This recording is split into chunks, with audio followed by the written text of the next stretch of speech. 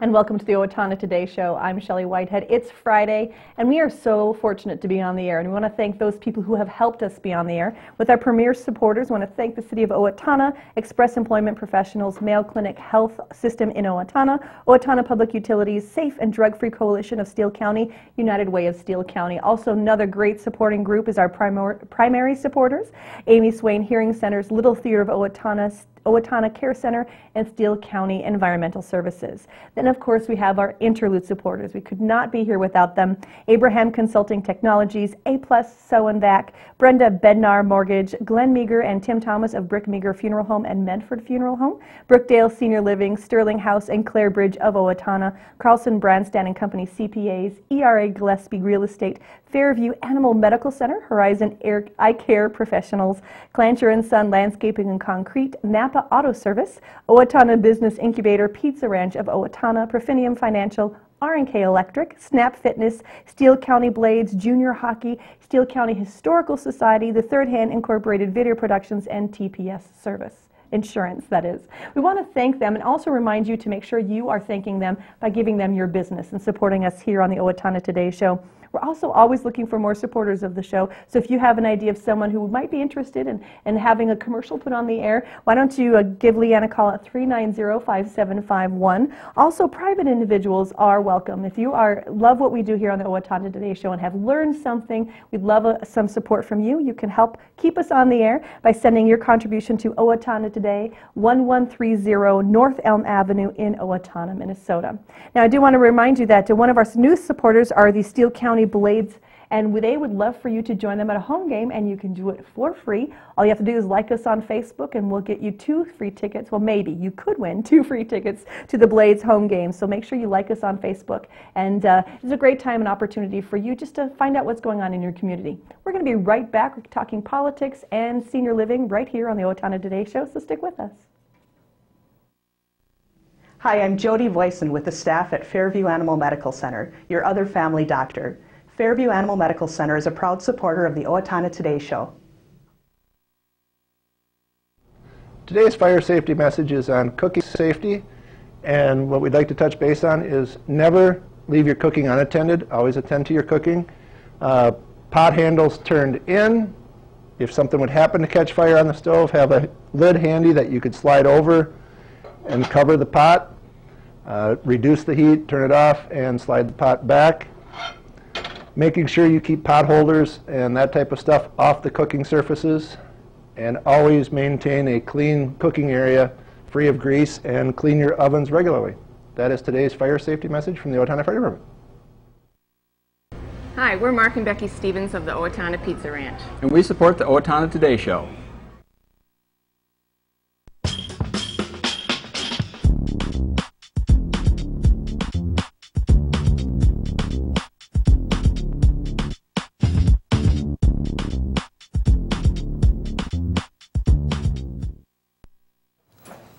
And we're back with the Owatonna Today Show. Right now I have with me Mark Schultz and Matt Durand. These are 2 gentlemen looking for your votes for the County Commissioner 3rd District, and they'd like to talk to you a little bit today about what their issues are and some of the things they are facing. Good morning. Hello. How are you, gentlemen? Good. Good. Well, I want to thank you for your time today. I know you're both very busy. What we're going to do is start off with you. We're going to talk to you, Mark, a little bit. I'd love for you to share with us a little bit about yourself, your family, your work, and why you're running. Okay. My name is Mark Schultz. I've been married to my wife, Dawn, for 19 years. We have a 12-year-old daughter named Amelia. I've worked with the Owatonna Postal Service for 29 years. So my community involvement would be 3 years serving on the Owatonna Planning Commission, and I also have served 18 years volunteering for the Steele County Special Deputies and Steele County Skywarn. And the reason I'm running is I was elected in 2006, and I chaired the board in 2008, and I was re-elected in 2010, so I've served a term and a half.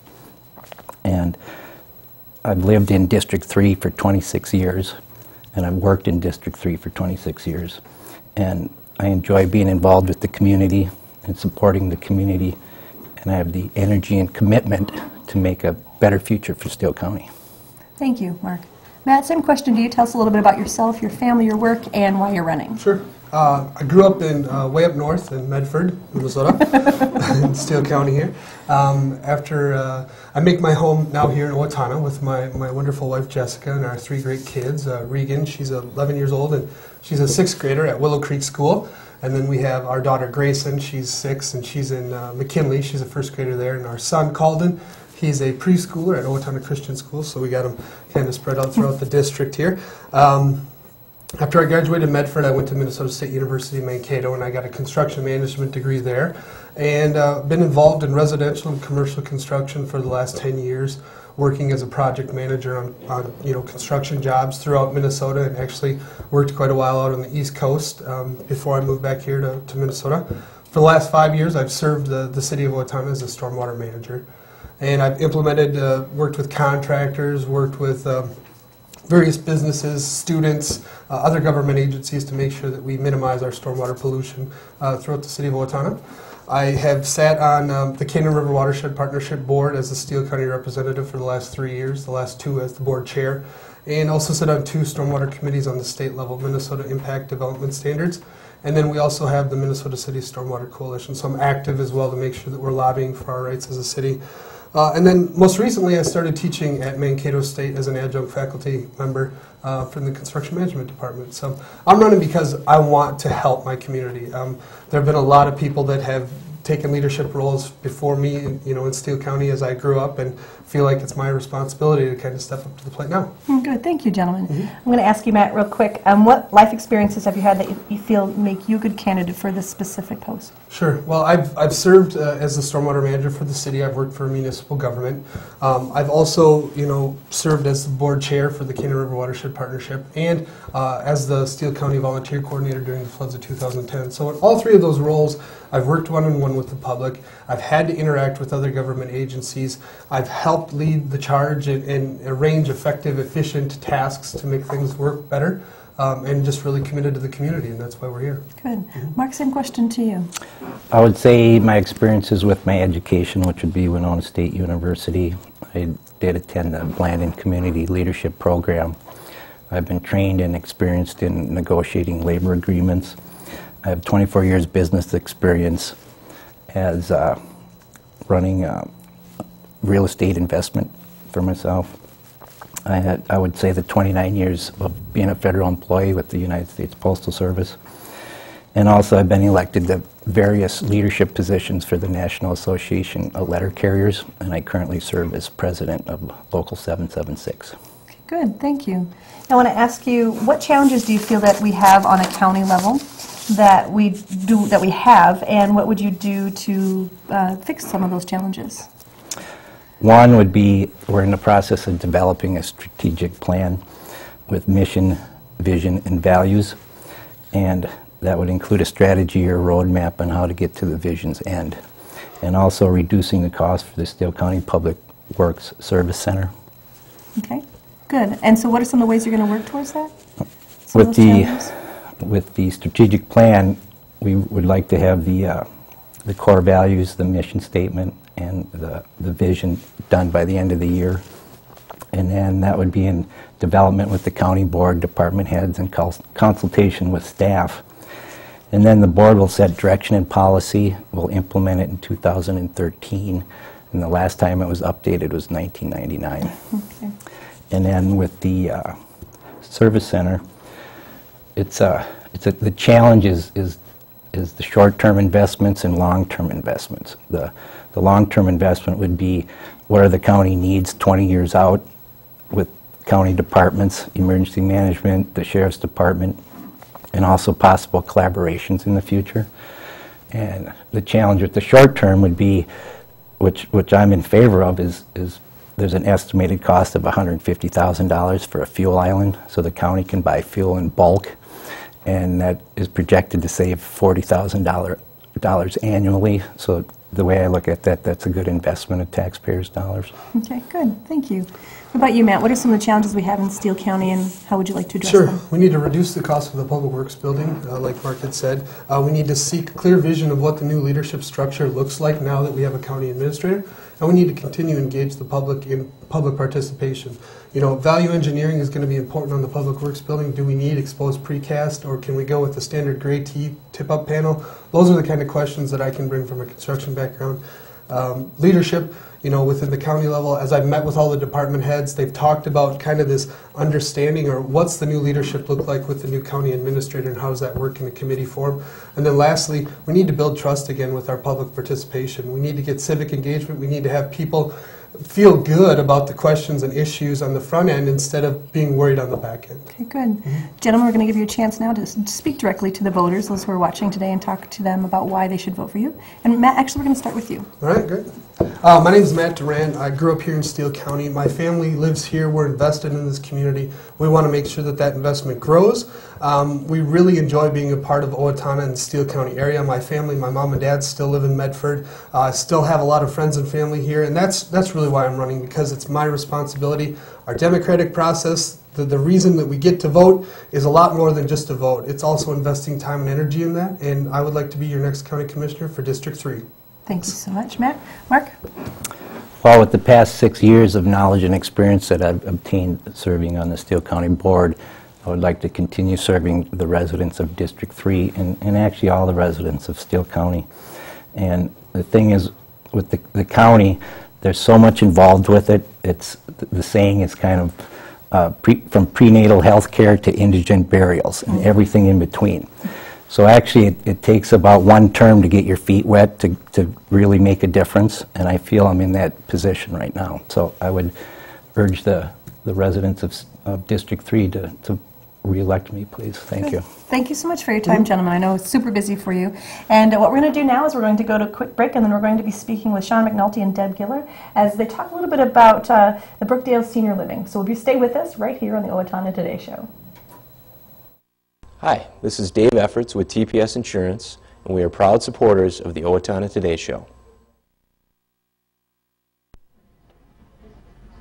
Effective Monday, October 15th, the clinic main entrance will be closed for construction. Please use our temporary entrance, the dialysis stores, and/or the hospital main entrance. We appreciate your patience during our construction, but at the end, we'll have a pleasant entrance that is larger, warmer, and safe for our patients. Again, starting Monday, October 15th, the clinic main entrance will be closed for construction. Thank you. I needed more than just another dead-end job. I wanted a career, so I expressed myself. With the kids off to college, I decided it was time for me to go back to work and express myself. Express got me in touch with some really great companies. Now, I'm on my way to a great career. Express Employment Professionals is in contact with thousands of companies in need of quality employees. Come in now and get the job you deserve. Express yourself today.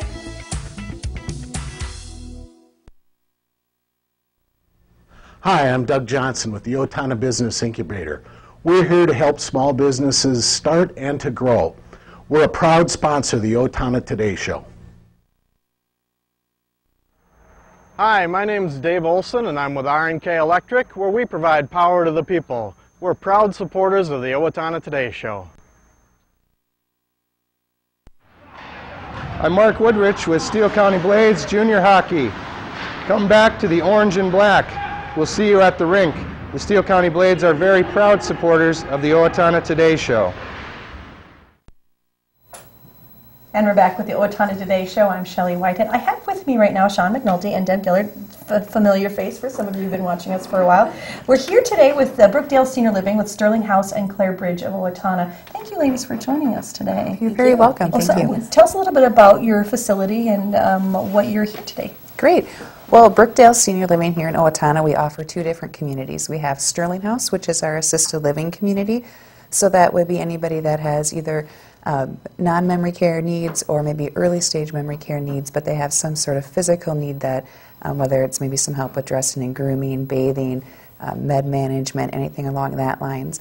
And then we have Claire Bridge, which is our memory care. So anybody who lives with us at Claire Bridge has some form of dementia, which there are many different types we've talked about on the show in the past. So so that everybody there would have some form of dementia. Good. Well, thank you for that quick description. Yeah. Deb, how are you? I'm good, thank you. I'm sure everyone watching is wondering what you've been up to lately and how you've been. I almost came and sat on your lap. Did you? I was so, yeah, so used to going to that chair. No, it really did not happen. Deb is actually the host before Betty and I were, Yes. and so we want to welcome you back. And Thank you. Feel very at home here, I'm sure you on do. the other side of the table, I guess. Do. Congratulations. A little scary. No. Good.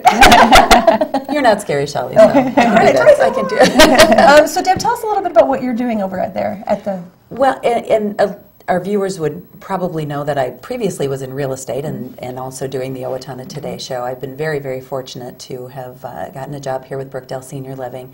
It's been a great transition. Been on the job now since early August, so pushing 3 months, and very, very pleased to go through all the training, the support, and everything that Brookdale Senior Living has to offer.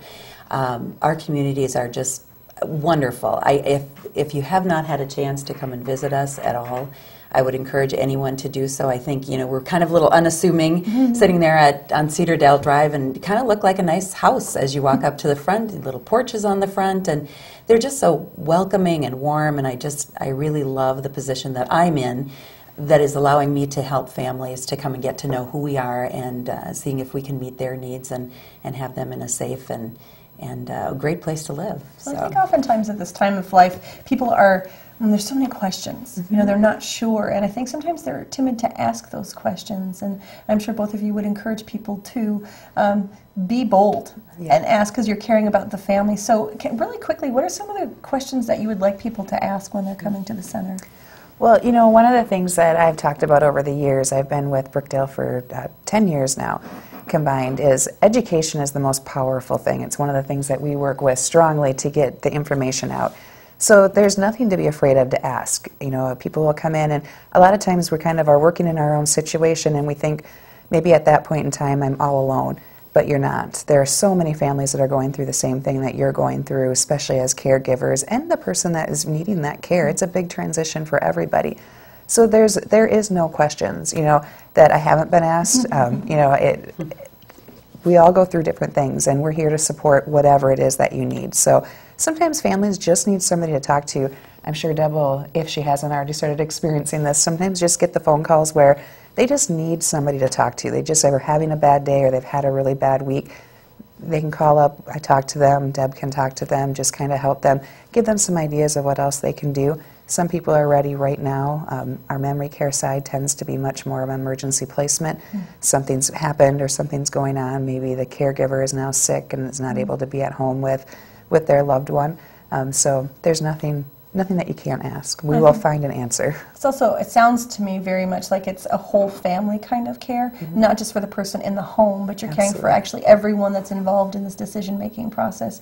And I think that people need to remember that they can ask questions for themselves as well, not just for the person who they're looking for the home for. Absolutely. That's extremely important. I don't mean to take away from No. you. So, You are the one with all the experience. Well, one of the things that we forget is, a lot of times, especially with caregivers, you start to do little by little, a little bit more. And so you don't ever really realize how much you're doing.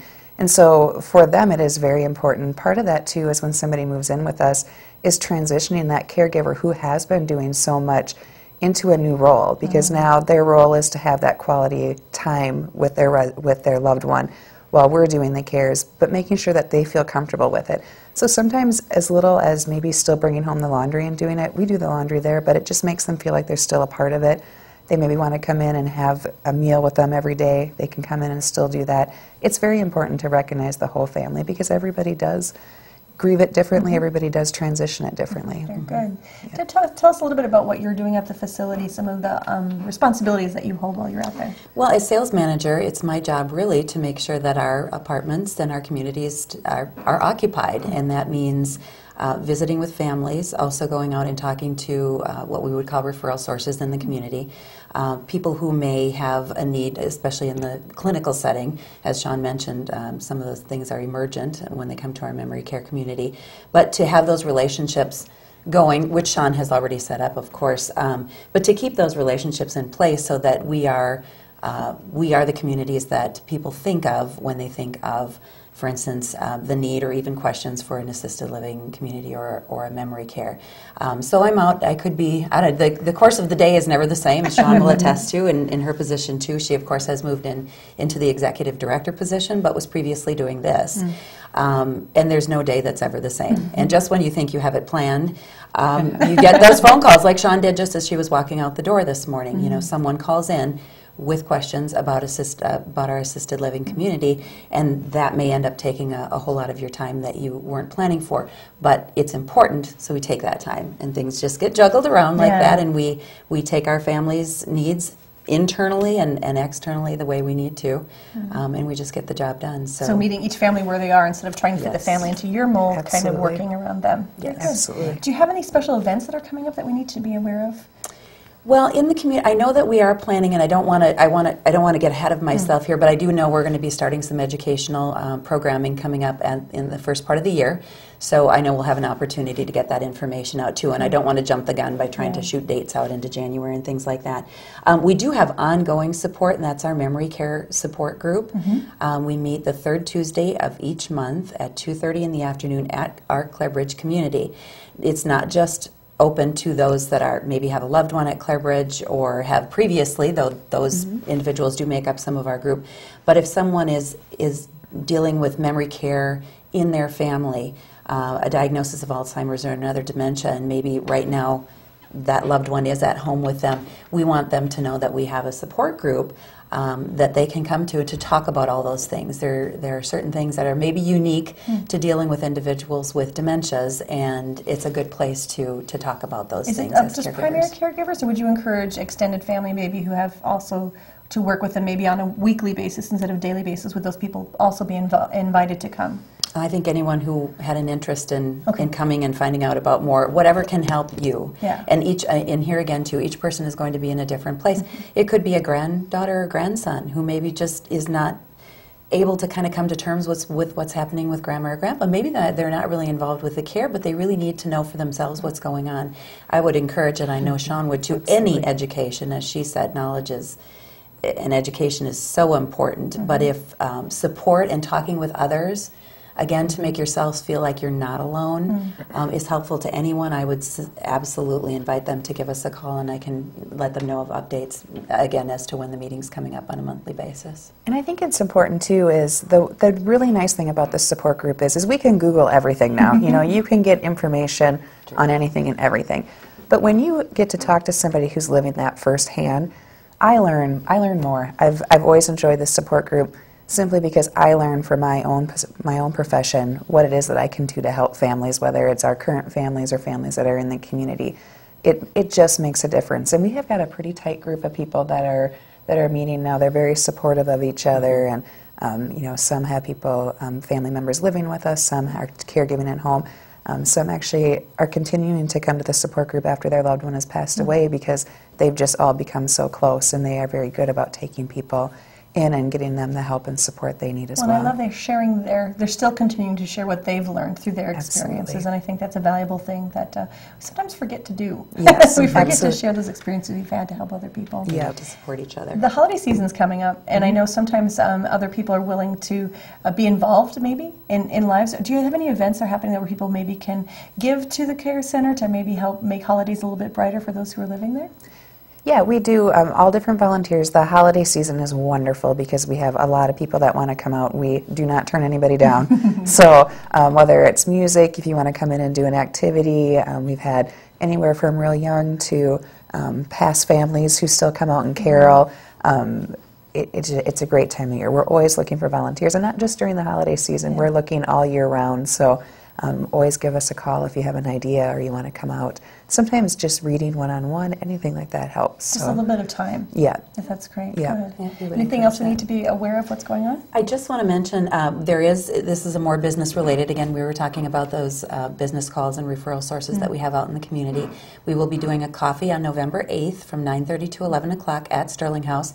It's an opportunity for business people who may be really closely connected to helping seniors, to those that may not be, but we all know seniors, and for them to come in and tour the communities and have coffee and enrolls with us on November 8th. If I don't get out there and get you an invitation or you don't see an email, just give me a call and we'll be glad to have Consider you. yourself invited. Yes, absolutely. This is your invitation. Yes. We want to thank you ladies so much for joining us. This is such a vital part of our community. We appreciate your time and effort in all of this. Thank you so much. Thank you, Shelley. Thank you. And we're going to be right back right here on the Owatonna Today Show. Stick with us. Hi, Warren Abraham Consulting Technologies, your one-stop technology shop. We support the Owatonna Today Show. Owatonna Public Utilities, real people, real reliable, real progress. Making life a little easier day after day, taking pride in our community, listening to what you say, a voice you can talk to. We're growing with you in mind in everything we do. Owatonna Public Utilities. Hello, I'm Shawn McNulty with Brookdale Senior Living, Sterling House in Clarebridge, and we're a proud sponsor of the Owatonna Today Show. In 2011, United Way funded programs provided services to over 10,000 Owatonna residents. For the second consecutive year, the vast majority needed help to meet their most basic needs: food, clothing, housing, and safety. United Way of Steele County is able to sustain a safety net of direct services, prepare our children for the future, and provide seniors with support to age in place due to the generosity of our community. Please make a donation to United Way again this year. Our neighbors are counting on us, and we are counting on you. And we're back with the Owatonna Today Show. We're going to give you a quick few community announcements, things to be aware of as you move forward throughout your week. Absentee ballots for the upcoming November 6th elections are now available at the Steele County Auditor's Office during regular business hours. They will be open Saturday, November 3rd from 10 to 3. And if you, there's basically can use your absentee ballot if you're going to be absent from the precinct on election day, you have illness or disability, a religious discipline or observance of a religious holiday, or you serve as an election judge in another precinct. If you have questions whether or not you can qualify for this, you can call the County Auditor's Office at 507-444-7410. Also, John McKay, pianist, will be giving a concert at the Owatonna Arts Center on Sunday at 2. It's open to the public and a gift of the community from the artist.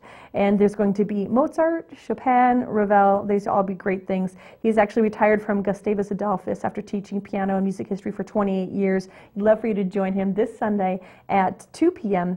at the Owatonna Arts Center. Also, don't forget, Pastimes is coming up November 1st, 2nd, and 3rd at the Grand Hall of the Arts Center. 3 brief days. It's a gallery boutique with one-of-a-kind items. Come find something for the holiday. There will also be some soup and pottery, baskets, wood carvings, paintings, greeting cards, so many things, great gift ideas for the upcoming holiday season. Or if you just want to give yourself a little fall fun, it's a great opportunity at the Owatonna Arts Center coming up at the beginning of November. Thank you so much for joining us here today on Owatonna Today. We'll be back next week with Betty, so make sure you check us out then. Don't forget to like us on Facebook and get those 2 tickets to the Steele County new hockey team, which are the Blades. So see you then. Thanks so much. I'm Shelley Whitehead.